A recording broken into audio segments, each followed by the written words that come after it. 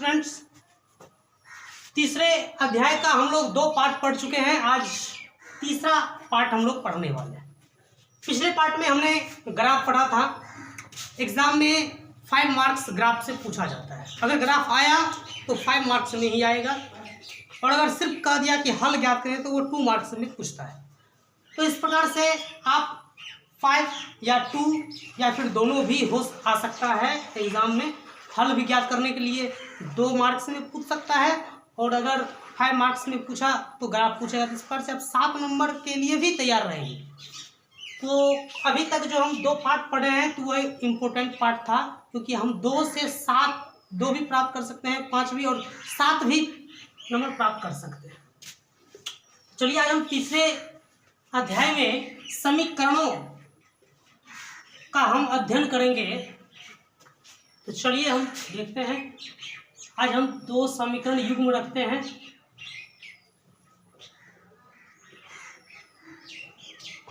a2x plus b2y equal to c2, ये 2 समीकरण हमने रखा है। x का गुणांक a1, x यहाँ x का गुणांक a2 है, y का गुणांक b1 और यहाँ y का गुणांक b2 है। ये अचर राशि हो गया। 2 समीकरण है, ये फर्स्ट समीकरण और ये सेकेंड समीकरण। अब हम देखते हैं यहाँ कि अगर हमको इस टाइप से कोई भी 2 समीकरण दे दे, हम यहाँ पर सिर्फ एक इस रूप में रखा है, जो इसका समीकरण का जो एक रूप होता है वो पैटर्न पर हम सिर्फ रखे हैं। यहाँ पर हम कोई भी डायरेक्ट अचर राशि नहीं रखा है, लेकिन हम यहाँ पर अचर राशि रख करके इसको समझने का प्रयास करते हैं कि हम आखिर पढ़ना क्या चाह रहे हैं। अभी वो यहाँ पर पता चल जाए। अगर 2 समीकरण दे दे हमको, हम बताए हैं कि जब 3 चर वाला 3 पद वाला समीकरण है यहाँ, तो हम एक को मानते हैं a, एक को b, एक को c। जैसा कि हम बहुपद में पढ़े थे, या ऐसा लिखें बहुपद में कि x² का गुणांक a होता है, x का गुणांक b होता है, और जो अचर राशि होता है वो c होता है। उसी प्रकार से यहाँ पर x² x ऐसा नहीं देखना, यहाँ पर 2 चर है। तो एक चर के गुणांक को हम a मानेंगे, दूसरे चर के गुणांक को b, और जो अचर राशि है उसको c मानेंगे।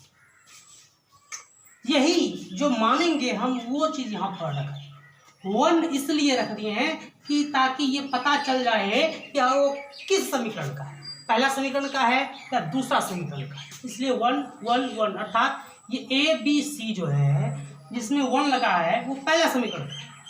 2 लगाने का मतलब ये हो गया कि दूसरे समीकरण का है।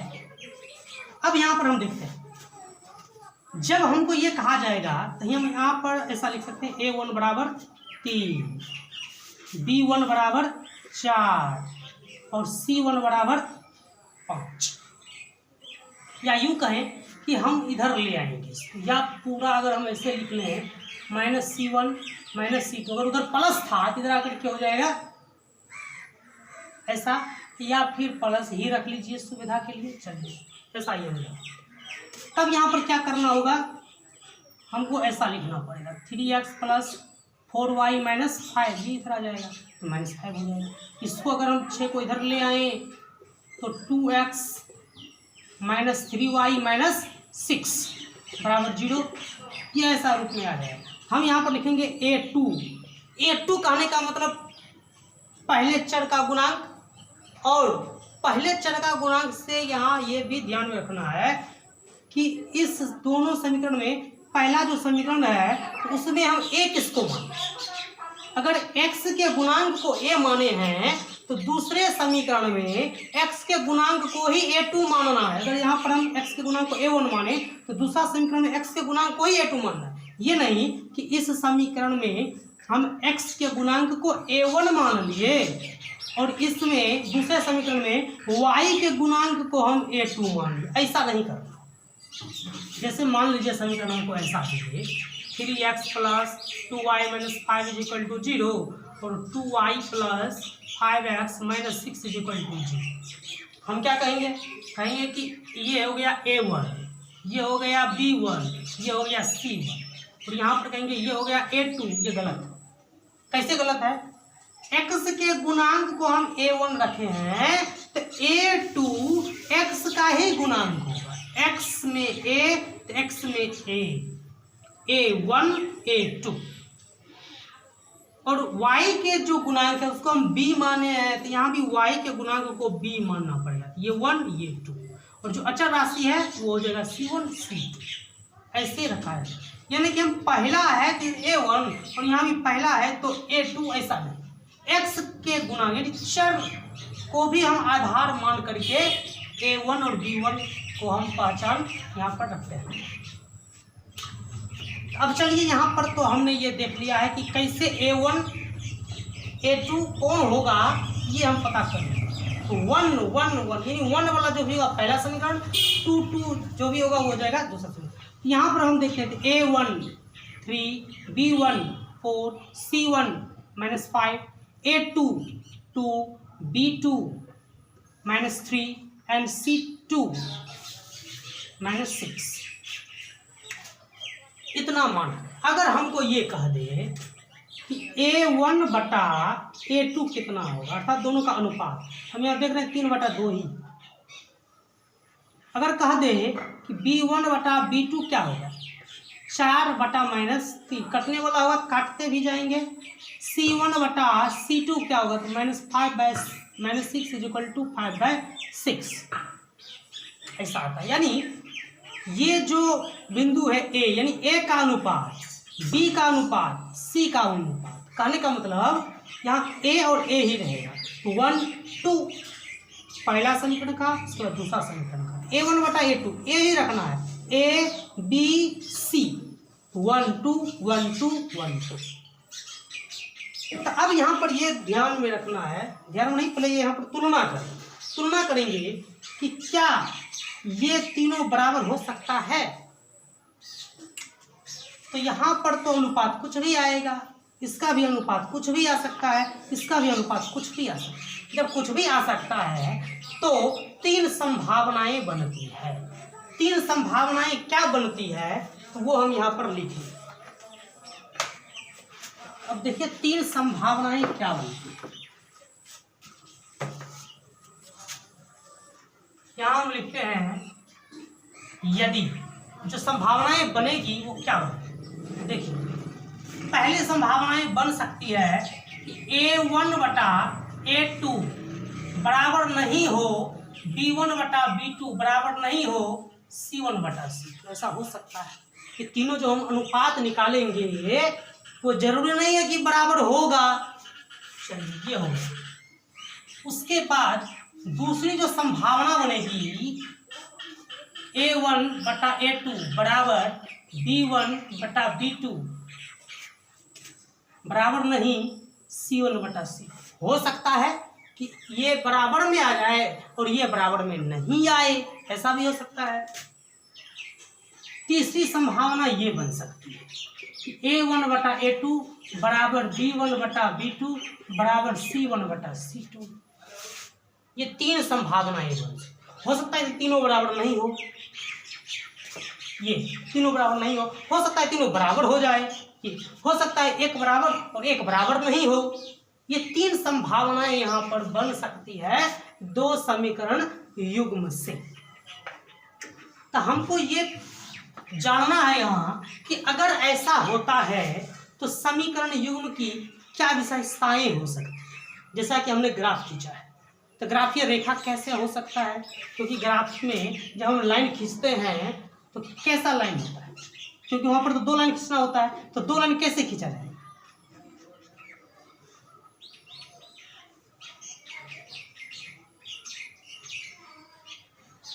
हो सकता है कि ये 2 लाइन ऐसा एक दूसरे को काटने वाला, हो सकता है वो ग्राफीय लाइन कभी एक दूसरे को काटे ही नहीं, क्योंकि 2 लाइन जब हम खींच रहे हैं तो किसी भी तरीका से खींच सकते हैं। हो सकता है एक समीकरण का ग्राफ ऐसा हो जाए और दूसरा समीकरण का जब हम ग्राफ खींचे तो वो लाइन भी इसी पर आ जाए, ऐसा भी हो सकता है। तो ग्राफीय रेखा 3 प्रकार से हो सकती है। तो 3 प्रकार से हो सकती है। ये 3 प्रकार, ये तीनों विशेषता से कहीं न कहीं संबंधित है। तो कब अगर ऐसा हुआ तो ये तीनों में से कौन, ऐसा आया तो तीनों में से कौन, ऐसा आया तो ये तीनों में से कौन। तो हमको जानना है कि अगर 2 समीकरण युग्म रहे और चर का गुणांकों का अनुपात और अचर का अनुपात में अगर ये संबंध हो तो क्या विशेषताएं होगी दोनों की, ये संबंध हो तो क्या विशेषताएं होगी, ये संबंध हो तो क्या विशेषताएं। तो चलिए हम उसी को पढ़ते हैं। यहाँ पर अगर ध्यान रखिएगा कि यदि 2 समीकरण युग्म में चर के गुणांक और अचर के गुणांक में अगर ये अनुपात आए, यानी तीनों अनुपात बराबर नहीं है, तीनों अनुपात बराबर नहीं है, तो ग्राफीय लाइन ये है। यहां पर हम लिखेंगे ग्राफीय रेखा प्रतिच्छेदी होता है। ग्राफीय रेखा प्रतिच्छेदी हो जाएगा। अभी हम इसको क्लियर करेंगे। जब तीनों अनुपात बराबर ना हो तो ग्राफीय रेखा प्रतिच्छेदी।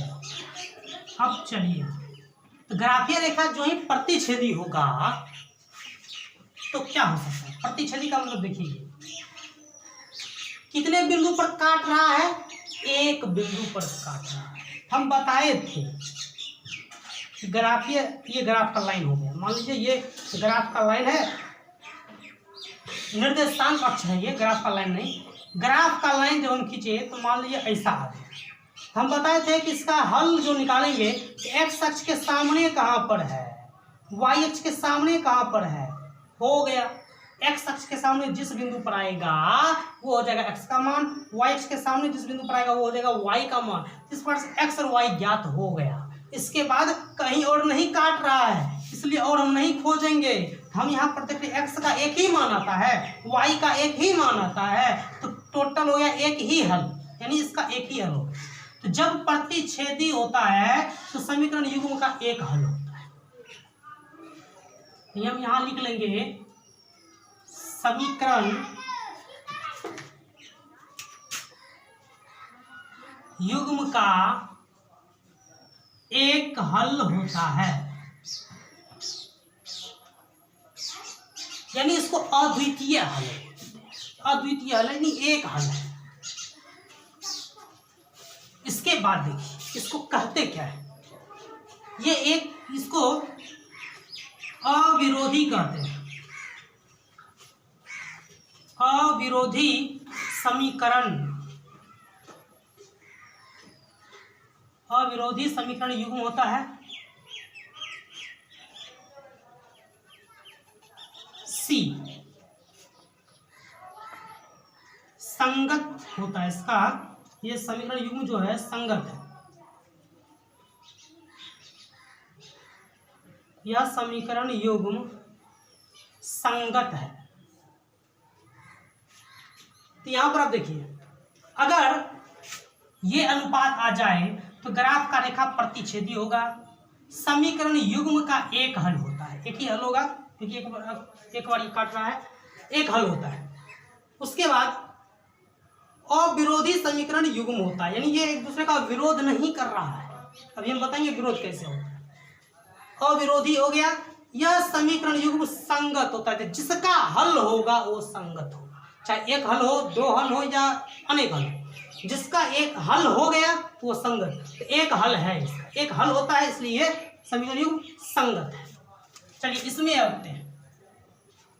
अगर ऐसा है तो यहाँ पर देखिए ये कह रहा है कि दोनों बराबर और ये कह रहा है कि बराबर नहीं, यानी ये विरोध की भावना यहाँ पर आ गई। तो विरोध की भावना जो ही आएगा तो वहाँ पर बना बनाया काम बिगड़ जाता है, कोई रिजल्ट नहीं आता है, इसलिए यहाँ भी कोई रिजल्ट नहीं आएगा, यानी कोई हल नहीं होगा। विरोध जिसमें आ जाएगा वहाँ पर कोई सही रिजल्ट नहीं आता है, यहाँ भी कोई हल नहीं होगा। और ऐसी स्थिति में ग्राफीय लाइन जो होता है वो समांतर होता है। तुम ऐसे चल रहे हो तो हम भी ऐसे ही चलेंगे, विरोध कर रहा है, हर बिंदु पर ये इसका विरोधी कर रहा है। यहाँ हो जाएगा ग्राफीय रेखा समांतर होती है।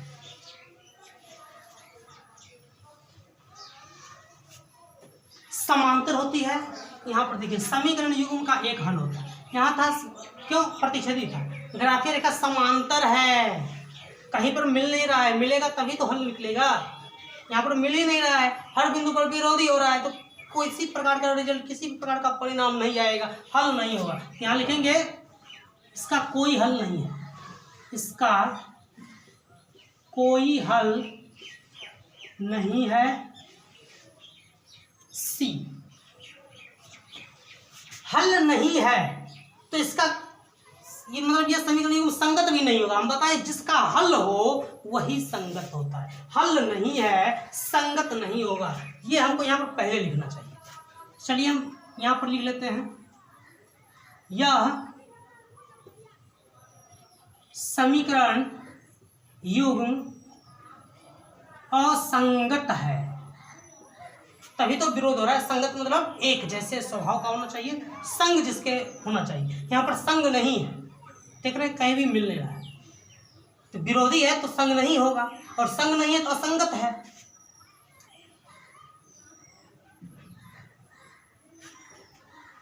तो यहाँ पर क्या हो जाएगा, अविरोधी, इसको विरोधी बोलेंगे। यह समीकरण युग्म विरोधी है। यह समीकरण युग्म विरोधी होगा, विरोधी है तभी तो संग नहीं है दोनों का। संग होता तो संगत होता, संग नहीं है इसलिए असंगत है।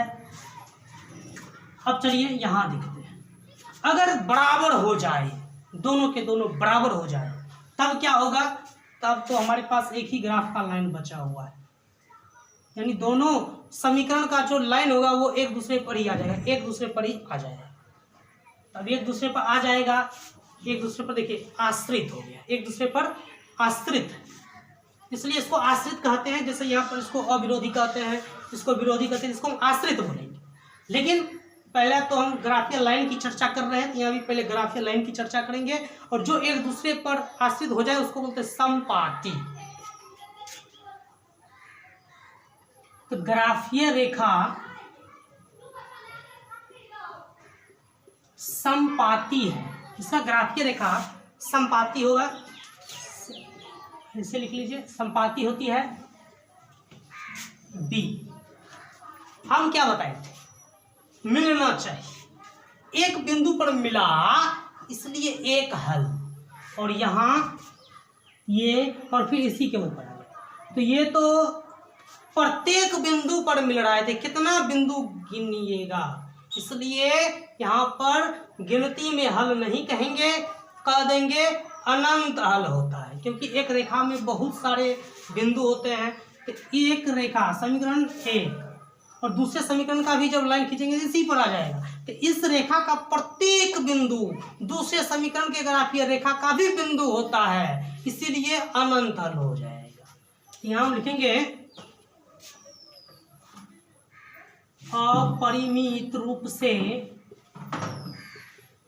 अनेक हल होते हैं, अनेक हल होते हैं, या सीधे आप ध्यान में रखिए कि अनंत हल होता है। अपरिमित रूप से अनेक हल होते हैं। सी ये क्या हो जाएगा, तो हम यहाँ सी में क्या लिखे, अविरोधी, ये विरोधी, ये तो एक दूसरे पर आश्रित है, इसको हम आश्रित कहेंगे। यह समीकरण युग्म आश्रित होता है। क्या इसका हल होगा, जैसे यहां पर था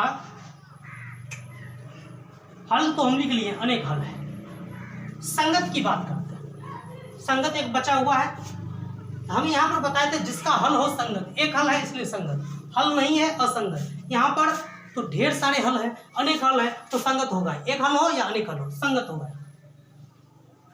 यह समीकरण युग्म संगत है। इस प्रकार से हम ये जो तीन शर्त उत्पन्न होगा, तीनों शर्त से समीकरण की क्या विशेषताएं निकलेगी वो हम यहाँ पर लिखेंगे। अगर ये दोनों समीकरण युग्म इस शर्त के आधार पर है, यानी इस शर्त उसमें समाहित है, तो उसकी क्या विशेषता होगी, ये विशेषता होगी। अगर ये समीकरण इस शर्त को पूरा कर रहा है तो समीकरण युग्म की ये विशेषता होगी। अगर ये समीकरण युग्म इस शर्त को पूरा कर रहा है तो इस समीकरण युग्म की ये विशेषता होगी। अगर तीनों का अनुपात बराबर नहीं है, हम ये नहीं कहेंगे कि इसका ग्राफीय रेखा समांतर होगा। आप ग्राफ खींच करके देख सकते हैं। अगर ये शर्त आया तो हम नहीं कहेंगे कि ग्राफीय रेखा संपाती हो। तो हर शर्त की अपनी विशेषता है, उसी के अनुसार उसके परिणाम भी आते हैं। तो इसको आप कॉपी पर लिख सकते हैं, और अगर इसको सही से समझ गए हैं, कभी मैं इसके आधार पर ढेर सारे क्वेश्चंस बनाऊंगा। चलिए हम देखते हैं, कुछ क्वेश्चन को मैं शर्त रहने देता हूं।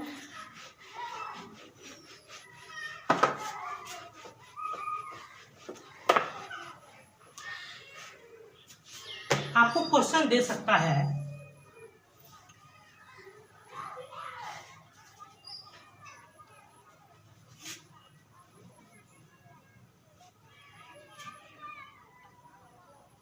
A1/A2, B1/B2 और C1/C2 का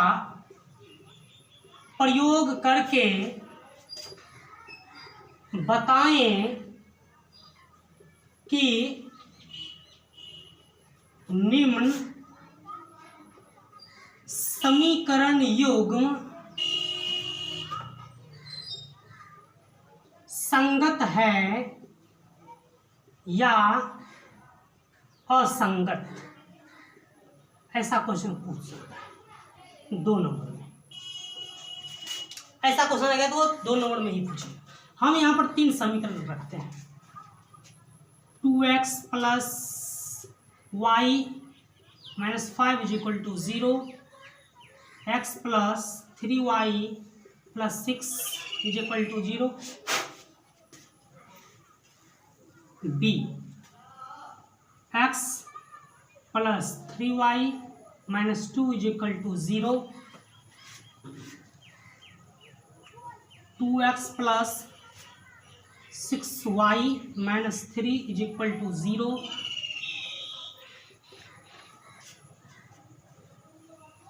3x + 4y - 2 = 0, 6x + 8y - 4 = 0। मैंने यहाँ 3 समीकरण रखा है। अब तीनों को हल करना है। क्या करना है? A1/A2, B1/B2, C1/C2 का प्रयोग कीजिए और बताइए ये जो दिया हुआ समीकरण युग्म है संगत है या असंगत। तो पहले ही हम बता दिए संगत कब होगा, जब हल होगा। कहीं न कहीं मिलेगा ग्राफीय लाभ, और नहीं मिलेगा तो संग नहीं होगा। मिलने से ही संग होता है। तो यहाँ पर ना मिल रहा है इसलिए संग नहीं होगा, मिलेगा तो संग होगा। यानी एक बिंदु पर भी अगर मिल गया तो वो संगत होगा। तो बार बार मिल रहा है तब तो अच्छा असंगत हो जाएगा, और जो मिल ही नहीं रहा है तो संगत होगा ही। चलिए अब आगे देखते हैं। हम समीकरण ए को हल करते हैं।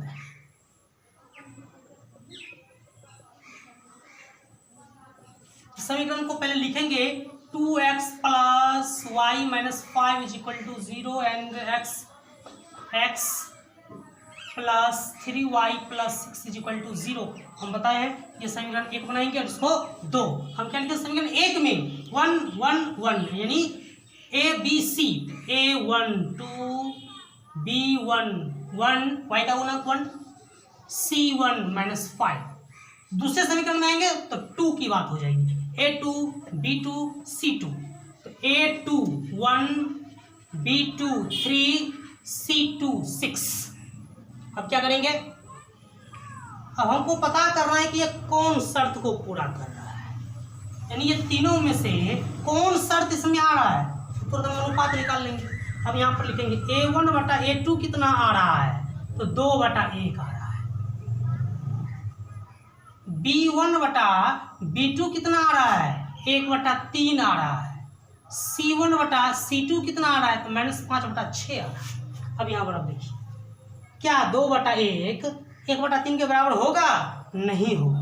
क्या 1/3 -5/6 के बराबर होगा? नहीं होगा। यानी तीनों जो अनुपात है एक दूसरे के बराबर नहीं है। हम यहाँ पर लिखेंगे, इसलिए या ऐसे लिख सकते हैं कि यहाँ A1/A2 बराबर नहीं है B1/B2 के, और ये बराबर नहीं है C1/C2 के। मतलब ये शर्त आ गया। इस समीकरण युग्म में कौन सा शर्त है? तो ये शर्त है। और इस शर्त के बारे में हम बताए, क्या बताए हैं कि इसका जो ग्राफीय रेखा होगा वो प्रतिच्छेदी होगा, एक बिंदु पर मिल रहा है, और एक बिंदु पर मिल रहा है इसलिए इसका एक हल होगा, और हल होगा तो संगत भी होगा। संग हो गया, एक जगह तो संग है ही, बाकी जगह संग हो ना हो, लेकिन एक जगह जरूर संग है, इसलिए संगत है। ये हो जाएगा, लिखेंगे, इसलिए यह समीकरण युग्म संगत है। बस हो गया, 2 नंबर मिल गया। इतना ही बनाना है और 2 नंबर हमको पाना है। तो कुछ इसमें है ही नहीं, इससे हम पता कर लेंगे कि A1 B1 C1 A2 B2 C2 कौन है। फिर यहीं से हम पता कर लेंगे कि दोनों इसका जब अनुपात निकालेंगे बट्टा वो कितना आएगा। फिर हम देखेंगे कि अच्छा ये क्या आ रहा है, क्या तीनों बराबर है, इसी से पता चल जाएगा। तो हम इससे तो देख लेंगे कि कौन शर्त आ रहा है, तो ये शर्त आ रहा है। फिर हम याद करेंगे कि ये जब शर्त आएगा तो क्या होता है, ग्राफीय रेखा प्रतिच्छेदी होगा। अब प्रतिच्छेदी होगा तो एक बार मिल रहा है, एक बार मिल रहा है तो एक ही हल होगा, हल है तो संगत है। तो बस हो गया, इस प्रकार से बना लेंगे। दूसरा देखते हैं,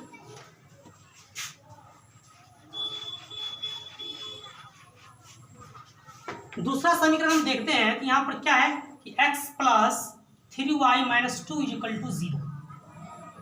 बराबर के बाद जब कुछ दिया रहे तब इधर ही ले आया कीजिए अचर राशि को।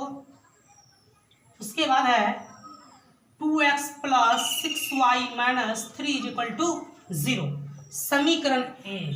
समीकरण 2, अब फिर वही बात लिखेंगे, A1 B1 C1, A1 1 B1 3 C1 -2 A2 2 B2 6 and C2 -3। फिर हम क्या करेंगे, अब हम देखेंगे कि सबका अनुपात क्या है, इसका अनुपात क्या आएगा, इसका अनुपात क्या आएगा, इसका अनुपात क्या आएगा। उसी से हम पता करेंगे कि तीनों में से कौन है। तो लिखेंगे कि A1/A2 बराबर क्या होगा, A1 का भी मान है और A2 का भी मान है यहाँ, तो 1/2 हो जाएगा। B1/B2 कितना होगा, तो B1 3 B2 6, बोल दिया है कटने वाला हो तो काट दें, 3 × 3 3 × 6 यानी 1/2। C1/C2 कितना, -2/-3, माइनस को अगर हटाना है तो ठीक है 2/3 लिख लीजिए। अब यहाँ पर देखते हैं, इसका है 1/2, इसका मान 1/2। देखिए अब यहाँ पर ये दोनों बराबर है और 2/3 ये तो इसके बराबर है नहीं, यानी ये दोनों बराबर और ये बराबर नहीं है। तो 2 बराबर और 1 बराबर नहीं किसमें आएगा, इसमें आ जाएगा, बराबर और बराबर नहीं। तो हम लिखेंगे कि यहाँ कौन सा शर्त आया, तो यहाँ शर्त आ गया ये, यानी A1/A2 बराबर है इसके B1/B2 और ये बराबर नहीं है, C1/C2 बराबर नहीं है। और जब बराबर एक बराबर नहीं हो तो यही तो विरोध करता है, ये कहता है बराबर, ये कहता है बराबर नहीं, तो हो गया विरोध। और विरोध हो गया तो वहाँ पर कोई रिजल्ट नहीं आता है, कहीं नहीं मिलेगा। यानी ये दोनों क्या हो गया, दो अलग स्वभाव का हो गया। विरोध कब होता है, जब अलग स्वभाव का होता है।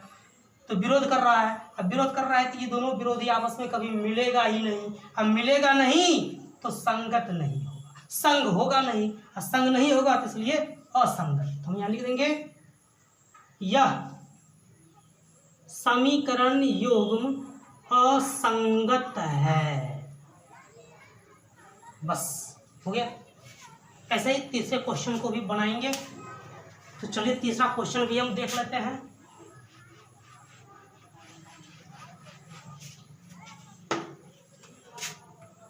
चलिए तीसरा क्वेश्चन देखते हैं। तो 3x + 4y - 2 = 0, 6x + 8y और -4 इज इक्वल टू 0। समीकरण 1, समीकरण 2।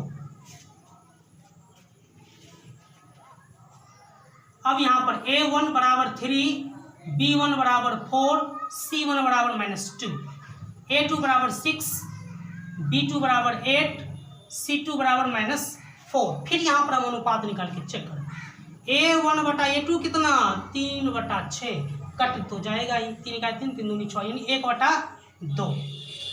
b1 बटा b2 बराबर कितना 4/8, फिर 4 का 4, 4 दूनी 8, 1/2। c1 बटा c2 कितना -2 बटा -4, 2 इकाई 2, 2 दूनी 4, माइनस माइनस भी कैंसिल, 1/2। अब यहाँ पर देखिए, इसका भी माना गया 1/2, इसका भी माना गया 1/2, इसका भी माना गया 1/2। यहाँ पर तो तीनों के तीनों बराबर है। कौन सा शर्त आ गया? ये शर्त आ गया, ये शर्त आ गया। इसका मतलब क्या कि दोनों ग्राफीय रेखा एक ही पर आ जाएगा, यानी दोनों एक दूसरे का साथ छोड़ ही नहीं रहा है, यानी हर बिंदु पर मिल रहा है। इसके अनेक हल हो जाएंगे, और अनेक हल होगा तो संगत होगा। हम यहाँ लिख लेंगे कि यहाँ कौन सा शर्त आ रहा है? a1 बटा a2 बराबर b1 बटा b2 बराबर c1 बटा c2, इसलिए यह समीकरण युग्म संगत है। हो गया। इस प्रकार से हम संगत और असंगत की जांच कर लेंगे और हमें 2 नंबर मिल जाएंगे। संगत और संगत के लिए आपको पूछेगा, लेकिन हो सकता है कि ऐसा ही प्रश्न दे दे और कहे कि आप संगत और संगत को मत बताइए, यहाँ पर ये बताइए ये समीकरण युग्म की ग्राफीय रेखा प्रतिच्छेदी है या समांतर है या समपाती है। अब यहां पर आपको फिर बताना पड़ेगा, क्या बताना पड़ेगा? हल हमें ऐसा ही 3 प्रश्न है, हमको कह रहा है कि इसका प्रयोग करके अब ये बताइए कि इसका जो ग्राफ, जब हम ग्राफ खींचेंगे तो ग्राफ का रेखा प्रतिच्छेदी होगा या समांतर होगा या समपाती होगा। अब वहां पर हम ग्राफ खींच करके तो नहीं बताएंगे, हम अभी ये शर्त बताएंगे। जब ऐसा आ जाएगा तो प्रतिच्छेदी होगा, समांतर होगा या समपाती होगा, इसकी चर्चा हम इसके जरिए हम पता कर रही है।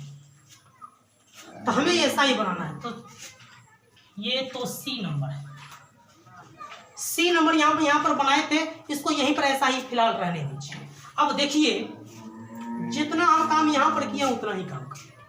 यहाँ पर क्या आ गया है? ये आ गया, ये आ गया। और इसके द्वारा हम क्या बताए थे कि जब तीनों अनुपात बराबर हो जाए, इसका मतलब वो कहीं भी एक दूसरे का साथ नहीं छोड़ रहा है, नहीं छोड़ रहा है, प्रत्येक बिंदु पर मिल रहा है। तो जब प्रत्येक बिंदु पर मिल रहा है, जैसा ये और उसी पर ये भी, इसका मतलब एक दूसरे के ऊपर ये आश्रित है, इसको बोलते हैं समपाती। तो यहाँ पर हम लिख लेंगे यस कि इस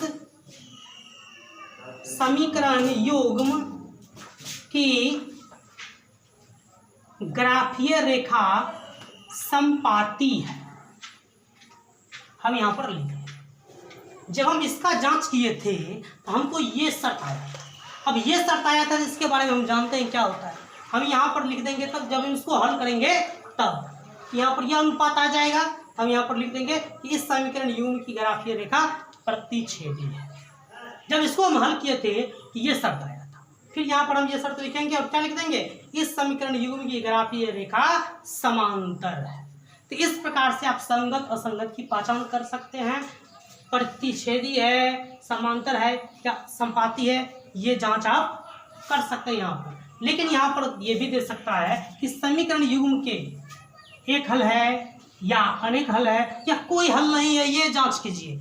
यही से तो पता कर लेंगे, सब कुछ यही से बनेगा। ये शर्त से ही सब कुछ विशेषता आ रही है, हमको इसी शर्त पर लाना है और उसी के अनुसार हम पता करेंगे क्या है नहीं है। अगर इस शर्त पर आ गया ये, तो हम कह देंगे कि ये एक बिंदु पर मिल रहा है, इसलिए इसका एक हल। इसका जब हल करेंगे तो ये शर्त पर आएगा तो हम कह देंगे कि ये तो विरोध कर रहा है, इसका कोई हल नहीं है। ये शर्त पर कर देंगे, ये तो कहीं भी साथ छोड़ने को तैयार ही नहीं है, इसलिए हर बिंदु पर ये मिल रहा है, इसलिए इसके अनेक हल हो गया, अनंत हल हो गया। तो इस प्रकार से आप इतना अगर समझ लिए तो 2 मार्क्स आपके पूरी तरह से कंप्लीट है। तो आशा करता हूं कि आज का क्लास आप अच्छी तरह से समझ गए होंगे। तो कल हम इसके आगे पढ़ेंगे। धन्यवाद।